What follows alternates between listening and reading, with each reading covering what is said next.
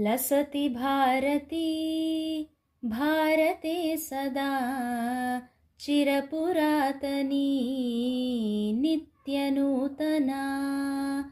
लसति भारती भारते सदा चिरपुरातनी नित्यनूतना।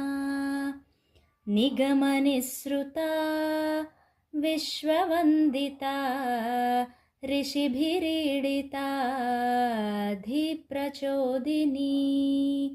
कविभिरीरिता कल्मषापहा रसिकरञ्जिनी ध्वान्तनाशिनी। लसति भारती भारते सदा चिरपुरातनी।